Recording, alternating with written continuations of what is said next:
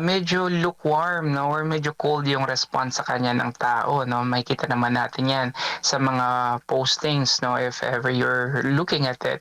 And, makikita rin naman natin 'to whenever you talk to the people 'no. Yung mga yung mga sentimiento ng mga tao on the ground para sa akin kasi yun yung talagang legitimate at, unadulterated na messaging 'no or na naratibo na kailangan nating tingnan.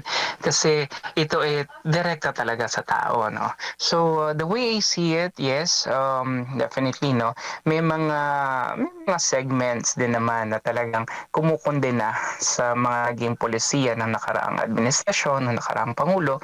But then again, if we look at the majority of the sentiment of the public and the perception that they have as well as their demeanor and their acceptance dito sa kung ikukumpara natin sa kasalukuyang administration and the previous administration, I think mas mataas yung level ng pagsang-ayon at saka sabihin na nating satisfaction from the previous administration as compared to the present one. So I think maliwanag no sa pagtanggap at sa init ng sabihin na nating reception ng ating mga kababayan dahil kay Pangulong Duterte wherever he goes, napanatili niya yung kanyang rockstar image no.